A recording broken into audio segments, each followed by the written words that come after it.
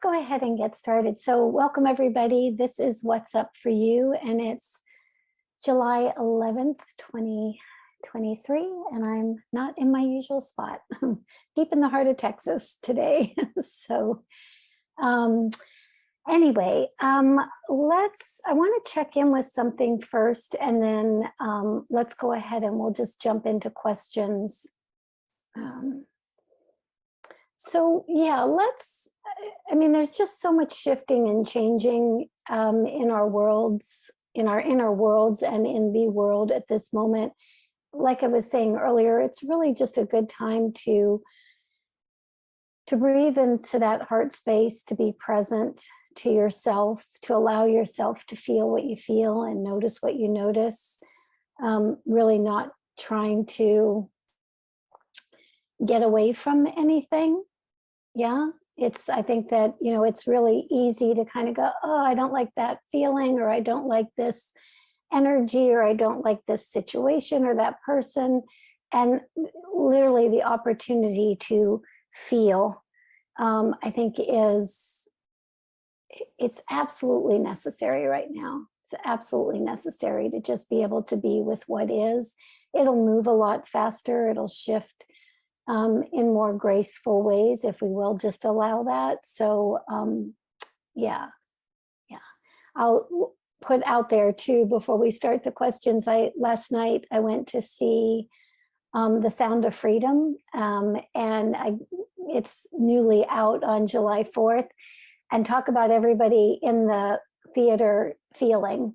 I mean, the whole theater was feeling. It was amazing kind of to be in that scenario. Not necessarily a comfortable or an easy film to watch by any stretch.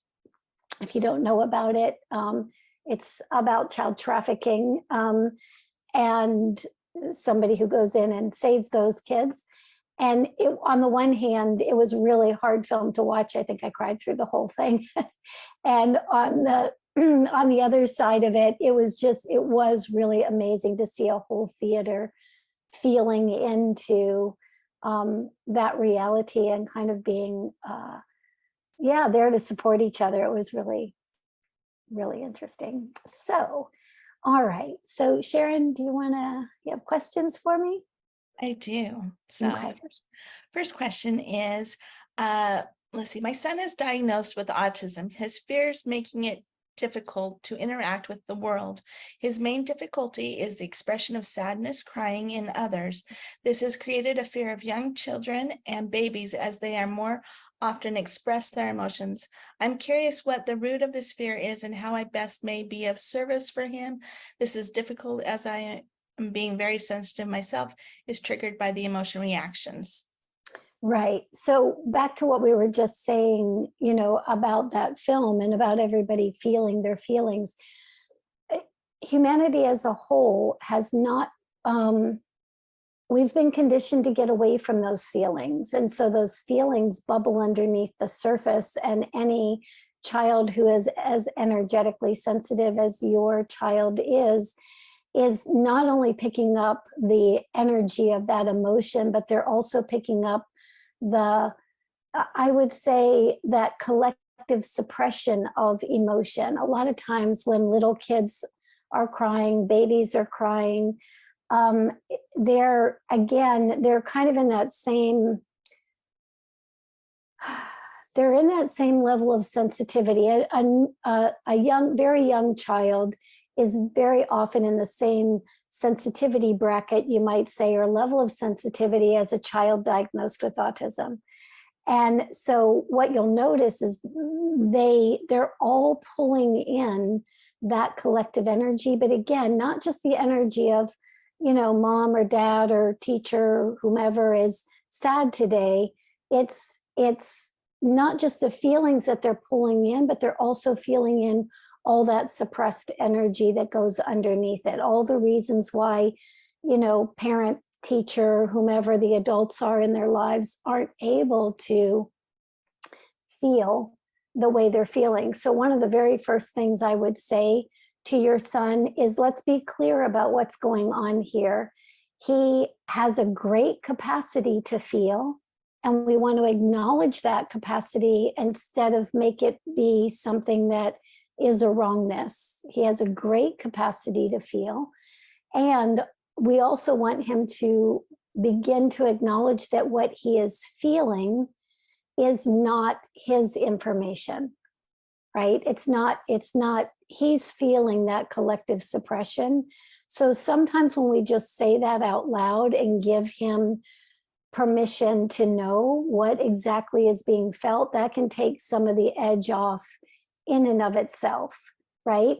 We can also say to him, when you feel that deep energy of sadness, you can match that energy with love, compassion, understanding, because these kids also have that great ability. It's just that nobody really talks to them about that level of sensitivity and what they're picking up, what they're feeling, where it belongs, where it doesn't belong. And so just having that conversation alone, even if you don't think your child understands every single word you're saying, please say it, because the consciousness of him absolutely does understand. And I think many of us can relate to, I know as a child, and having just spent the weekend with my family, I was the too sensitive one, in that family. And I'm sure many of us have been called that in times past as well. It's just that when we look back now, when I look back now in retrospect, you begin to really understand that no, nobody is too sensitive. It's just that there are individuals on this planet that don't really have any other choice other than to process emotional information. Yeah, some people process mental, some emotional, some physical. And these kids are really good at processing emotional information. So we just want them to know what they're doing so that they feel more in control of that process than just taking on other people's information and just having to feel it. So I hope that's helpful.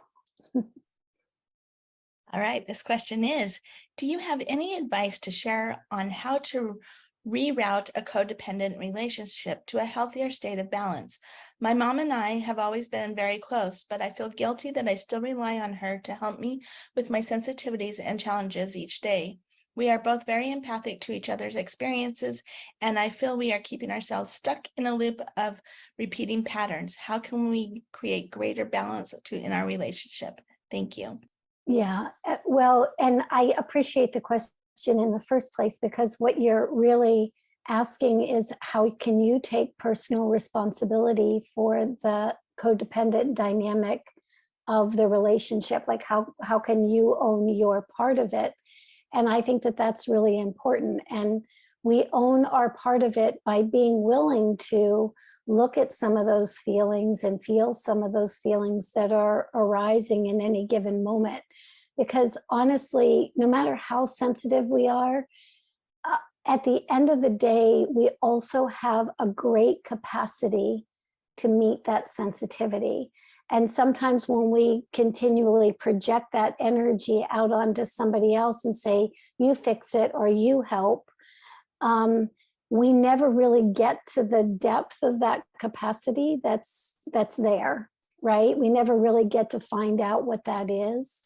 So one of the things that I would suggest is, and if you've got a conversation or you have a relationship with your mother where you can have this conversation, this is what I'm noticing, this is what happens, this is how we play off of each other. Hey, how about this? How about when I feel my feelings and I feel them deeply, I'm going to feel them deeply before I come to you and ask you. And I would ask you to do the same thing.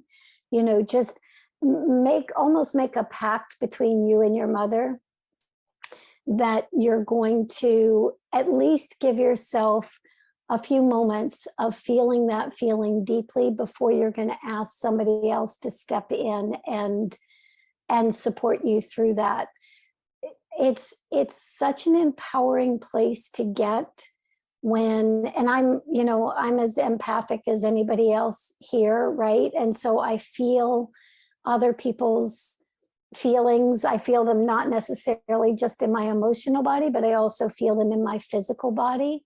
And it took me forever to figure out, again, just like the kids, that I was picking up all this information.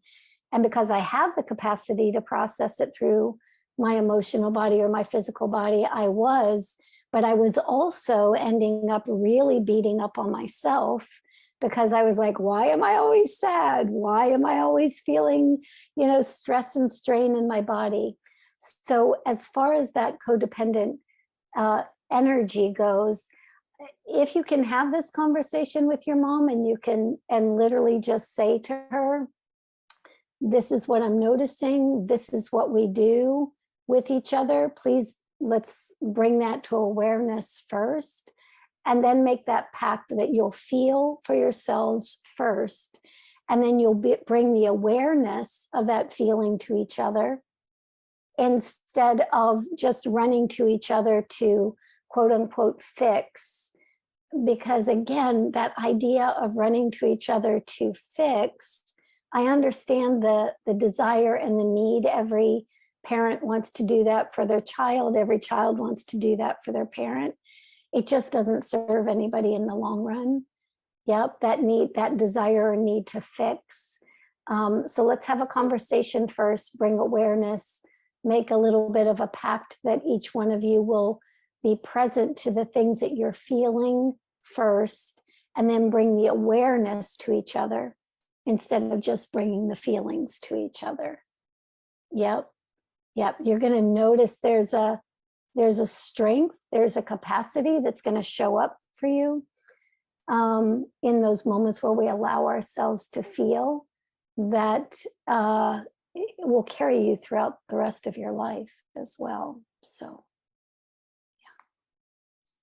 All right, this question is it true that the body often has unpleasant and intense experiences due to empathic overwhelm? And if so, what is the appropriate response to these experiences? Absolutely. Just like we were just talking, it's like the body, what do they say? The body registers information far before the mental brain even gets, connected to it. So a lot of times you'll have a sensory experience in the body. I think this also makes dysregulation really challenging for the kids and for any of us who are, extremely sensitive in that way. So the body's already picking up that information. And again, we have a tendency to be in fear, worry, stress, anxiety, whatever, because of what the body's picking up.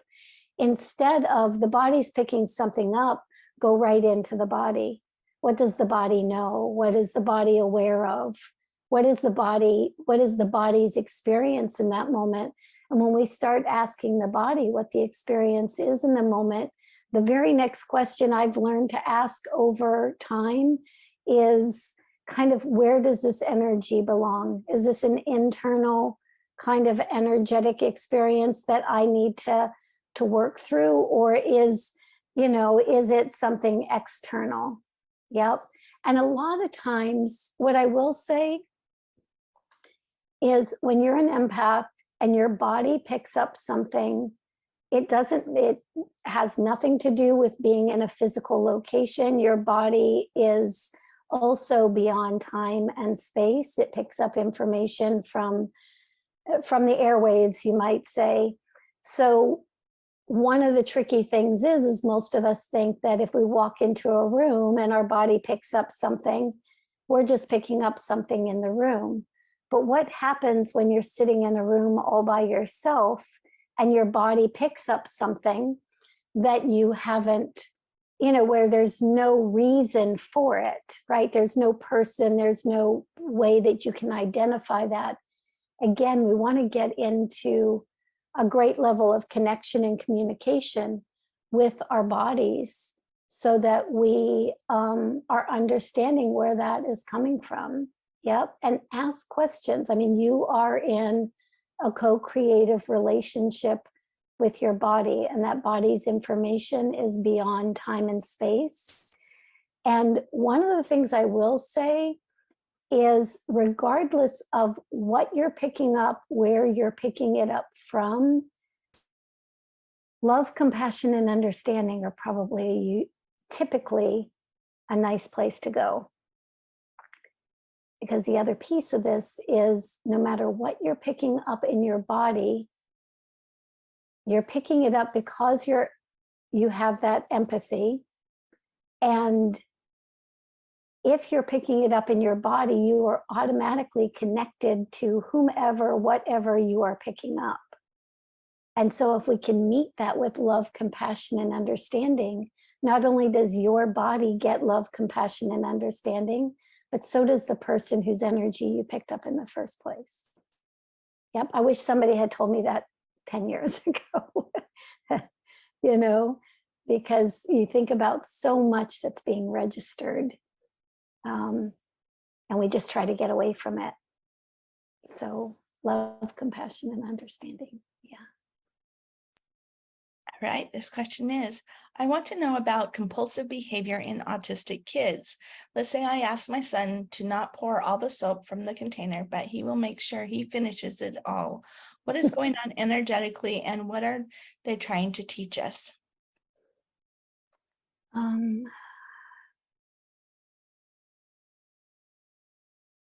Well, let's just start at we're going to kind of climb into different realms and realities of this question, because there are multiple ones. So on a very basic level here, just about any, let me see how I want to go about this. So not that your child is this age, but let's start here. Developmentally, just developmentally, young children do not understand negation. You know, that's all. If I put my speech pathology hat on, you know, early young children do not understand negation. So, and we could say that they don't understand negation because those young children are still in a state of unity consciousness or oneness consciousness. So how can we negate something, you know, and not have it be part of the whole? So when we say don't do something, do not, that's negation. Do not do this. If you say don't do something to a 3-year-old, 2-year-old, watch them have a blast doing what you just told them not to do. They literally do not understand negation. So let's take that into the realm of a child diagnosed with autism who maintains that awareness much longer into their lives, maybe sometimes their whole lives.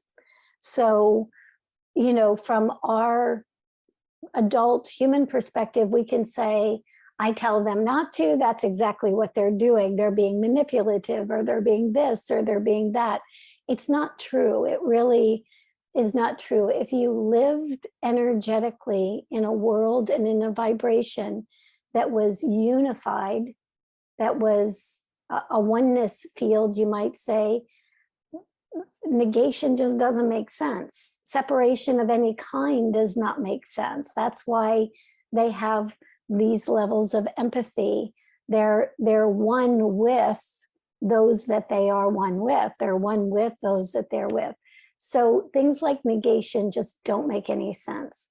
So again, my theory is any child, no matter who they are, no matter what their age is, especially now, we want to tell those children what we want them to do, not what we don't want them to do.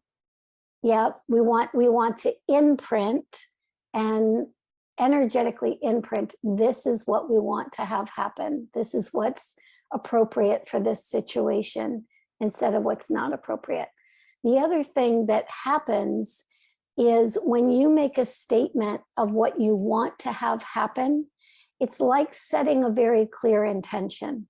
And yes, you might have to say it 3 or 4 times, especially if we've been using negation for quite some time. But the moment that we kind of say, this is what we want to have happen, you know, wait, that's what you're doing. This is what we want to have happen. Your intention is now being brought into matter. So energetically, you're creating a field, an energetic field that's telling them what you want to do instead of what you don't want to do. Yep. And let's just be honest. I mean, we're all conditioned to focus on the negative, to focus on what's wrong, what's broken, what's not working. You know, we have to work as human beings pretty hard to reorient that conditioning. You know, what is miraculous about this moment? What is working? What's not working? All of that. What's the magic here? We as the adults are responsible for shifting that dynamic, because as we shift that dynamic, we create a whole different energetic field around us. And when you're interacting with a child diagnosed with autism, you are interacting with somebody who first and foremost is interested in the vibration of things, the energetic field of things. Yep. And everything creates energy. So first step first, what do we want them to do instead of what we don't want them to do? Yeah. Yeah. Understanding that negation just doesn't exist in a world of oneness. How can you separate something out and still have it be whole? You know, you can't. So I hope that's helpful. Okay, this question is how can I help more with individuals who have difficulty with transitions? Thank you. Mm-hmm. Mm-hmm. So again, hopefully, I'm hoping maybe 5 years from now, 10 years from now, this is going to be like common practice, common knowledge. You know, again, if we have children who are vibrationally so tuned in, if the vibration of an environment is challenging, I mean, honestly, what human being doesn't have challenges with change? Yeah. It's just that these kids have challenges with change at a almost in a hyper aware way. Yep. So let's just think about any one of us, you know, in the moment that we are going to make, usually for us, it might be a bigger change. We're going to move house, or we're going to change jobs, or we're going to interface with new people. Every single one of us, every single one of us would be in some level of stress. And what do every single one of us do when we're in stress? We kind of regress to self-soothing kinds of behaviors, right? We kind of regress back to what's needed. We might say things like, you know, comfort food, or, you know, those kinds of things. We do whatever we need in that moment. And we have that skill set and that ability to do that. Kids who are moving through a transition from, you know, one classroom to the next, or from one event to the next, again, the more information anybody has, the more awareness they have of that transition, the better that transition is going to go, right? And it's not just for the kids. Yep. When the parent, the teacher, the therapist, whomever that is, kind of creates a plan of transition, it reduces the level of stress on the parent, therapist, you know, teacher, and that vibrational field then changes. The kid is registering that as, oh, that teacher, that adult is okay with the transition that's ready to come up. I can be okay with it as well. Yep. So also, things that are visual can be really helpful for kids. Again, we could say it's helpful for the kids, but we can also say it's helpful for us. So let's say that we've watched this population of children really challenged, scream, hit, bite, get frustrated as they're making a transition. That's going to freak out the little children inside of each one of us. You know, none of the children inside of us wants to be stressed by a transition either. And so again, used to, as a speech language pathologist, we used to use things like the picture exchange communication system and things like that. And now looking back on it, how well that worked, for transitions and things like that, I would look at it from a completely different vantage point now. Vibrationally, energetically, intentionally, what was happening is, as we create a schedule for a child that's visual, that says we're going to go from here to here, or as we give a child all kinds of cues as to what's coming up, what actually happens is our own inner children relax. Our own inner children feel cared for, taken care of, loved, supported, and therefore the child who's energetically sensitive to all that information goes, that little one inside feels good. I can feel good about this as well. Yeah. Yep. And you'll have to play with it a little bit. But if you'll pay attention to how you feel in those transitions, ask yourself, what do you need so that your own inner children feel as relaxed moving through a transition as possible? Yeah, I have to make lists. I start, these are all the things I need to do. These are the things I need to check off. My whole nervous system will start relaxing when I do that. So find out whatever that is for you and be surprised and delighted by how effortlessly these kids can begin to shift and transition. So yeah, thanks. Okay. If a loved one is in a place of no contact, is it possible to connect and help them mentally, physically with telepathic communication, such as a meditation experience with imagination, etc.? I am thinking about an incarcerated or prisoner of war state of being experienced to endure and overcome. Yes. So absolutely, absolutely, absolutely. There is no separation. I mean, when we're talking about oneness, we are all interconnected. And it's part of the reason that why when the mass population goes off in a particular way, it can, even for the strongest,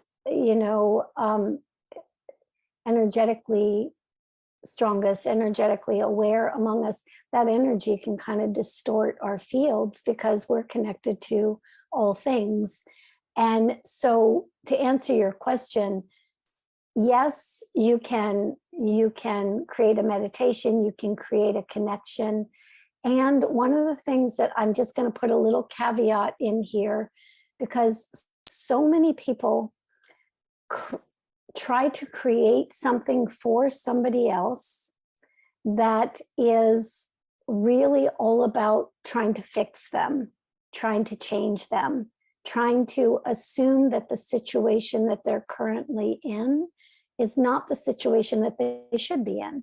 It's like, and I get it, if you have somebody in prison or somebody who's in a war situation or of course, nobody wants their loved ones to be, nobody wants any of our loved ones to hurt, in any way. We just need to be a little bit aware that we don't want to add the energy of fix it. We don't want to add the energy of you're not where you're supposed to be. Because quite frankly, that's fighting what is. And if they weren't supposed to be where they are in that particular moment, doesn't mean they're going to be there forever. They're gaining something from it. There's an opportunity in every single situation, even the ones that feel pretty dark and scary and overwhelming. Again, every human being on this planet has the opportunity to meet with a capacity anything that they are experiencing in any given moment, right? And so what you might want to do in that case is, how amazing would it feel for you to hear that they were meeting that capacity because of that situation? right? So when you think about that person and they're in this terrible situation and you don't want anybody to be in that situation and your empathy really kicks in, how amazing would it be for you to hear that that person has, you know, grown in these kinds of ways, or this person has been released from that situation, or that that situation is no longer necessary for that person. How would it feel in your body, right? Again, we're interconnected with all things.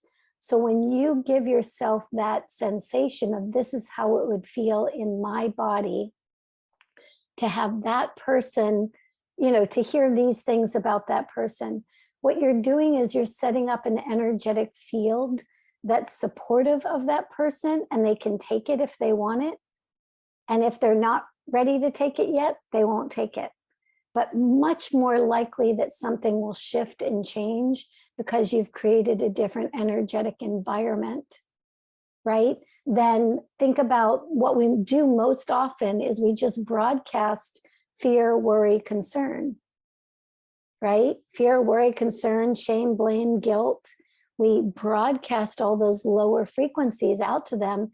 And so what ends up happening is they stay in shame, blame, guilt, fear, worry, concern, way down there on the vibrational scale. So we just want to find something that will elevate that energy. Oh my gosh, love, compassion, understanding. Great place to start. You know, yeah, just the beauty, the amazement, the surprise and delight of having a whole different scenario show up. Think about broadcasting that energy from your experience. Much more opportunity for change there. So I hope that's helpful. Yeah. All right, this question is, my son has been doing constant energy work and has barely come out of the bathroom to eat or use the restroom. How can I best support him in this moment? Thank him. I mean, I hate to be, thank him for, you know, he's working energetically constantly for a reason. It's he's doing what is yeah, the moment that we acknowledge what somebody's capacity is, even if that capacity does not look quote unquote normal to us, we're paying attention to the fact that he's, you know, in the bathroom 24/7, and you're saying he's also kind of working energetically while he's there, right? If I heard that correctly. And so again, let's acknowledge the capacity. Yep, again, we have a tendency as a humanity, because we have lived in separation forever, and this is really our first, you might say this is our first real introduction to unity consciousness. So we're going to cut ourselves some slack because we've all been in separation energy for as long as we can remember.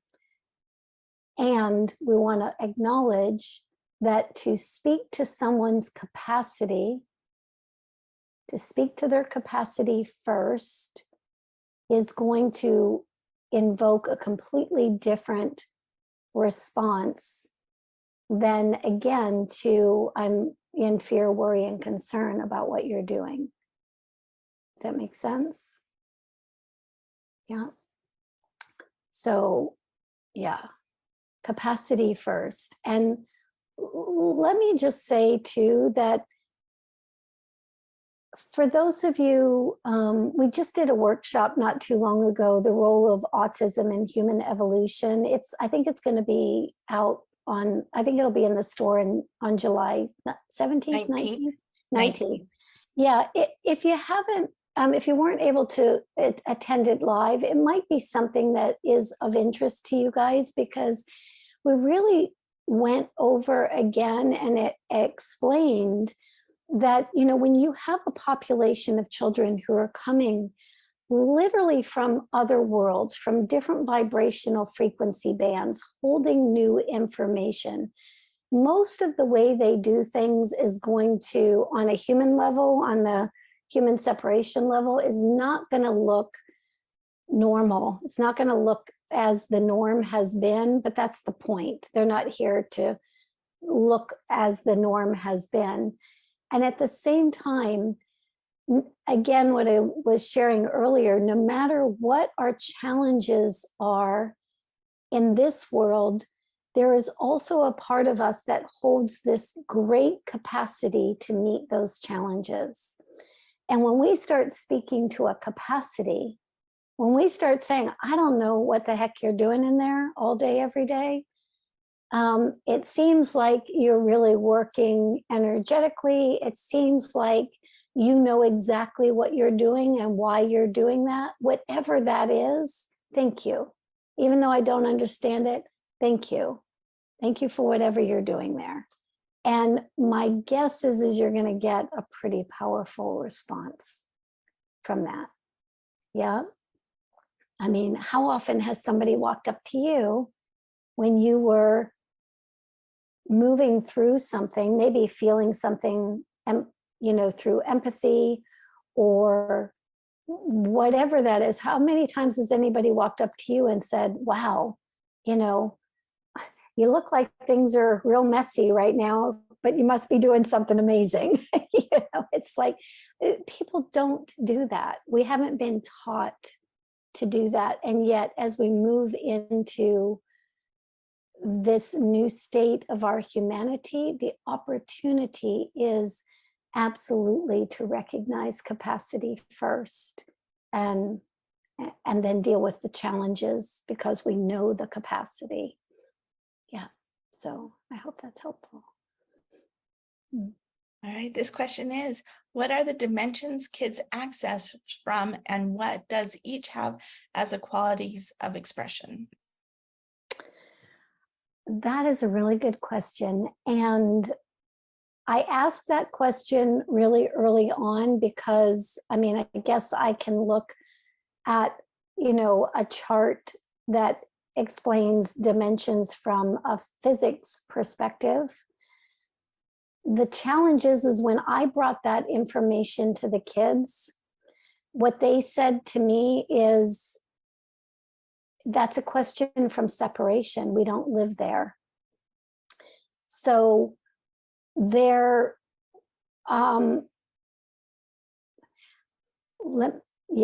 it's a question. Yeah, what they were saying is it's a question from separation. You can define it that way. And I would just suggest looking at that from a physics perspective and looking at what the different dimensions, of time and space and the other alternatives as we move beyond all of that. I would look at it from that vantage point. What I can tell you from my own personal experience is, and it took me some time to get this understanding because I wanted to understand, well, where are you? Well, what does that dimension mean? When you say this, what does that look like? What does that feel like to you? And what they were saying is ultimately, no, we live in the field of oneness. We all live in the field of oneness because of our conditioning into various degrees of separation. We perceive multiple realities as multiple separate realities. Those multiple separate realities are not separate at all. They're all interfaced, they're all intertwined, they all impact beyond time, beyond space, and quite frankly, beyond our concepts of reality until that reality is solidified in some way. So one of the very first ways that the kids were demonstrating this to me is like I would do a session with somebody, like a long time ago, I did a session with a child who had I think it was his kidneys at the time. It's been a long time. It was one of the major organs in the body, kidney or liver, wasn't working very well. and so he wanted to energetically kind of reorient that, because he had problems with it since he was, young.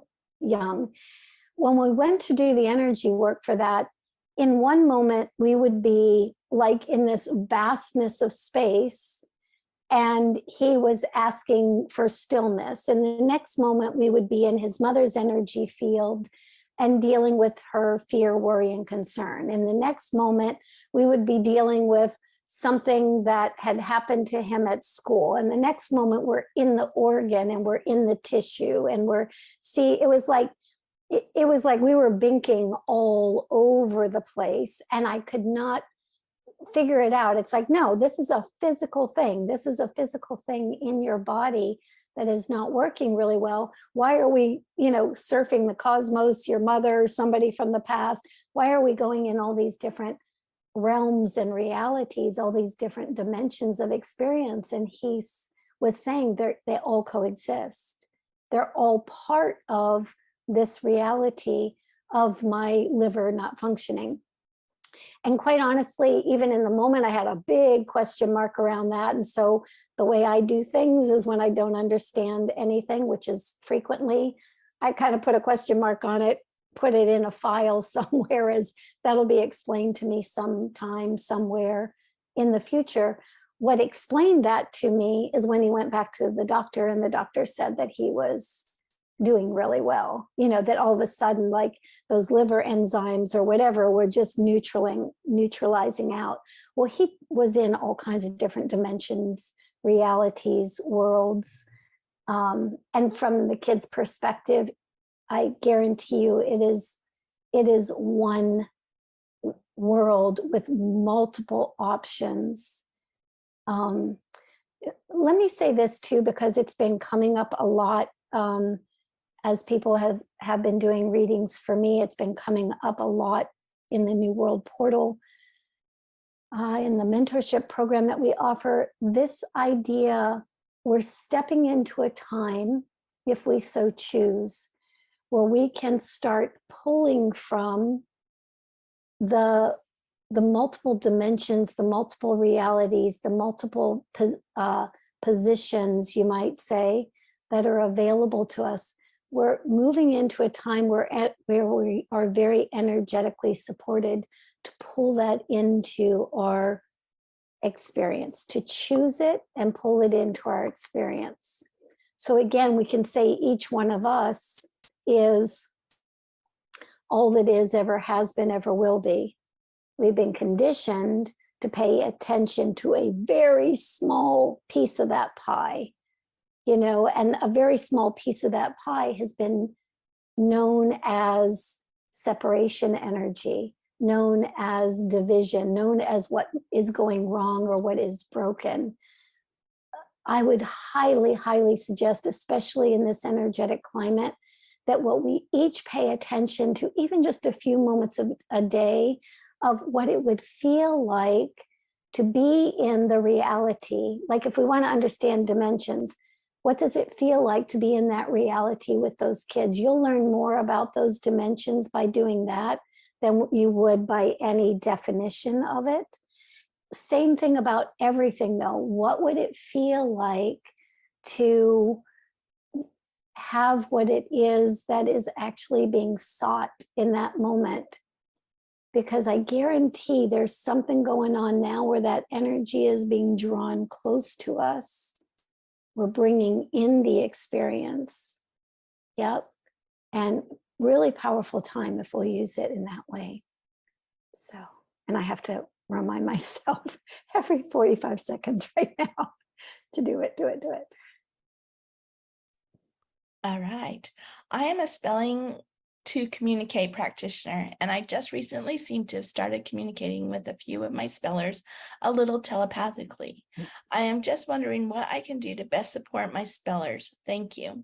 Mm-hmm. Be clear. Drop any, you might say, emotional, especially emotional baggage before you go into that session. they are absolutely using you as a conduit or as a passageway, as a pathway into communication. It's almost like, and the more clear you are in that energy, the easier it's going to be for them to regulate their bodies enough to spell or to point to spell. So, and we can imagine it in this way. So let's say that you're in a verbal conversation with somebody, and that during that verbal conversation, you start having an argument, right? During that argument, your emotions start going all over the place. And watch your own communication. At that moment, your verbal communication becomes more stunted, more static, there's more noise in it. It makes it more difficult. Most of us, sometimes we can't, even if we're in an argument or in a discord that's harmful or hurtful in some way, most of us can't even verbally communicate until we've cried it out or yelled it out. Yeah, once we get rid of the emotion, then that's a clear conduit of communication again.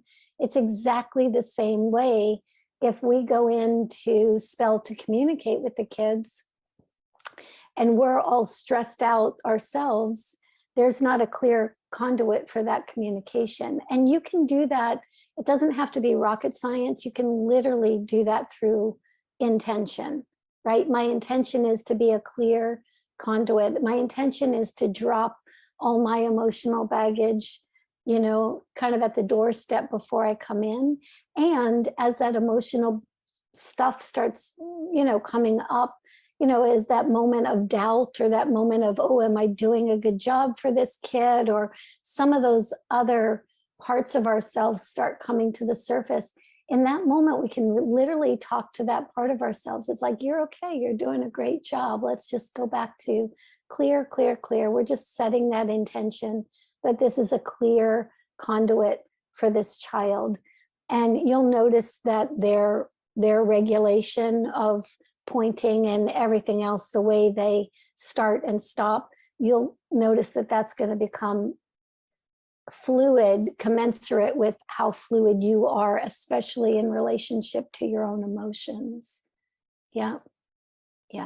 And that telepathic communication, there's no way around it. That is going to go hand in hand with spell to communicate. I know that they don't always speak about it this way, and I completely understand why they would leave that kind of piece out. Spell to communicate has become such an amazing opportunity for so many kids. And I think a lot of the people that run those organizations don't want it to appear quote unquote woo-woo or anything like that out in the world. But the fact is that the clearer that anybody is in their emotional field, it's more likely that there is going to be telepathic communication. Because think about that emotional energy as noise, static, right, in the field. And when that noise and static is cleared, that telepathic communication is just a byproduct, you might say, of that connection, or that connection point. It can be a byproduct of that clarity. So, yeah.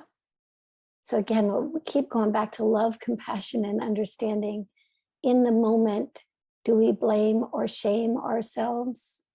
Or do we address what's arising with a little bit of internal support? And again, this is a skill set that we have to teach ourselves, that we have to learn, because most people didn't get taught it unless you were raised by some very enlightened being. So. Right. All right. I think this will maybe the last question, and then Okay. last thoughts. And then just anyone who is asking, the workshop is called The Role of Autism in the Human Evolution, and it will be available July 19th in the store. So, okay. This question is, my 1-year-old just screams when he wants something. How can I help him express himself in other ways? All right. So again, the state of a 1-year-old, the state of a child diagnosed with autism, no matter how old they are, or the state of a young child, they are absorbing information and energy all the time. And so I'll be a little gentle here and direct at the same time. First things first, let's just look at, is there anybody in their environment, either home environment or beyond that home environment, that has that kind of energy? They might not literally scream all day, every day, but does anybody in the environment have that energy of screaming first, yelling first, asking questions later? Yep. So that's the first thing that we want to just kind of look at. And again, if we can look at that from a place of awareness instead of blame, shame, and guilt, we're doing even better, right? So all we're doing is we're looking for where those vibrational clues or that vibrational template is there. And I've had parents, honestly, that were like these very serene, kind of calm, relaxed parents with a kid who was screaming nonstop, and couldn't get it in that field, couldn't find it in that field. But when I asked the parent, it's like, okay, so how was your childhood? Oh my gosh, my mother screamed at me all the time. My mother did this, whatever. Again, we're not blaming the individual. We're looking for an energetic pattern, right? So sometimes and I'm starting there because sometimes just going, oh my gosh, this is where this is being picked up from, just that aha moment is enough to say, to kind of energetically say to the child, you don't have to show us that pattern anymore. We got it. Yeah, we understand now, because your child is not consciously saying, I think I'll scream from sunrise to sunset. They're just picking up something either through the DNA imprinting or through the environment, again, home environment or otherwise, that is just kind of saying, this is the way we do things, right? And so they're kind of just reflecting back, this is the way we do things. So first question that in and of itself, asking ourselves that question, and again, without shame, blame, or guilt of anybody, just looking for that vibrational signature. Oh, there it is. Oh, that's where I notice it.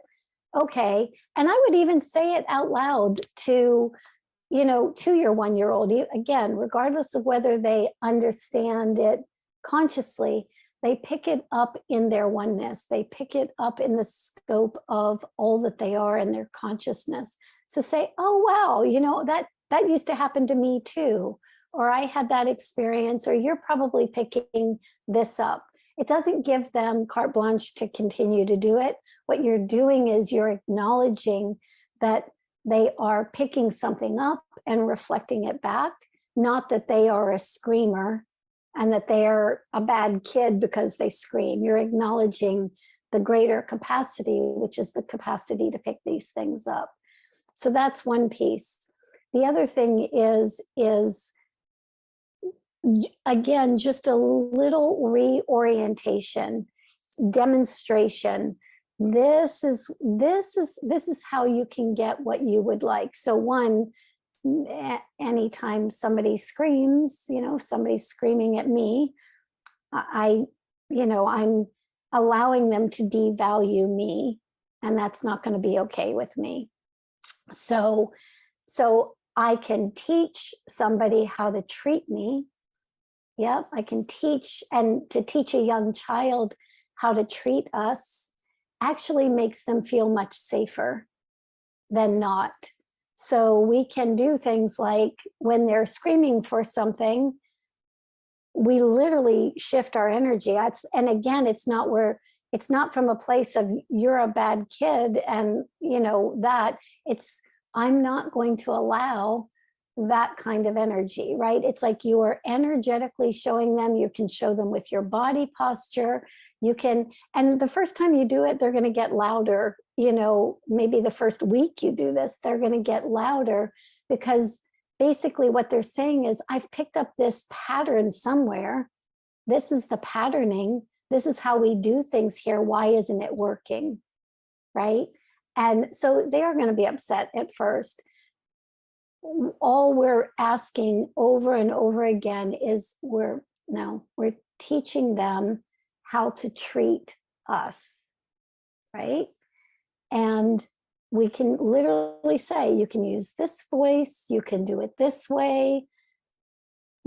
Again, not negation. Don't yell for a 1-year-old. It's like they're just going to get louder. Use a quiet voice. I can feel that. Oh, that feels so loud for my ears. Give them information about how to interface with you in a way that helps calm your nervous system. Because at one, screaming like that is, one thing. At 10, 15, again, let's reorient that whole pattern from the get-go. Yep. Yeah. Let me see if there's anything else here.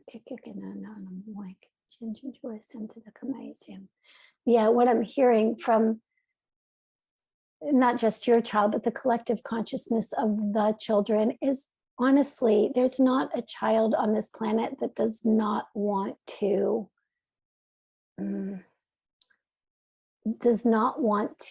make their parents feel better. Yep. I mean, unless a child comes in and has a really deep psychosis, I mean, like almost from the get-go, there's not a child that doesn't want to please their parents. I mean, that is their safety, right? And so again, we just want to teach them how it feels good for us, right? Where do we feel good in our bodies? Yeah. Yeah. How do we want to treat ourselves? We're just not going to allow ourselves to be yelled at. And the moment that reorientation happens, or screamed to, the moment that reorientation happens and we honor that, we begin to put out a different vibrational frequency, a vibrational information field. And it's much easier for the child then to flip into that with a little bit of direction. Yeah. Yeah. So I hope that's helpful.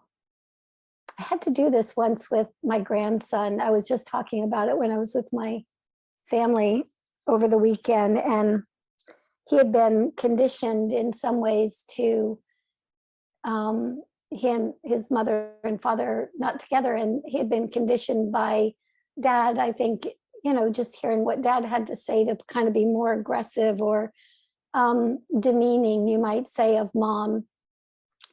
And so we were kind of trying to work that through, and he came to my house one day, and he was, just trying it out on me, was trying to see if it would work with me as well. And I picked him up, put him on the stairs, and, kicking, screaming, yelling, whatever. But honestly, from a place first of, I'm not having somebody treat me like that. I'm not having somebody, I have worked very hard, like I'm sure most of you have, to get to this place where you understand how you want to be valued, how you want to be treated, how you want to be supported. All of that information had been something I had been working on for quite some time. So when he came at me like that, the first part that happens is the little girl inside tries to, recoil and wants to get really small again. And instead, this time I just said to him, I said, I understand that you try that with your mom. I understand where it comes from, but you have to understand. And I, I actually use these words. I said, I'm a queen. I said, I'm going to treat myself as a queen, and I can't let anybody else treat me with any less than respect. You know, I can't allow that in my energy. And he just floods and floods of tears. I mean, just sobbing. I'm so sorry. I'm so sorry. And I said, I understand. I know you want to treat me with that level of respect as well. I'm assuming that that's what you want. You probably even want to treat your mom with that level of respect. Nobody taught you how to do that, and I get it, but we're not doing that. We're doing it this way. And bawled his eyes out. Liz, the last time that kid has ever been, you know, held that level of disrespect. And I'll say it's not just the words. So if we think we're just saying it, that energy is going to need to match. So I would play with that energy within yourself as well. Yeah. Yeah. Play with getting to that point internally first. Good. Okay. I know we're just about over time. So let me just check and see if there's any last minute things to share. We are all learning and stepping into a reality that, again, none of us have been taught. You know, so all of your questions were so beautiful, and all of those questions bring us right back to the awareness that none of us were taught these things. You know, so we can't blame and shame ourselves for anything that we weren't taught.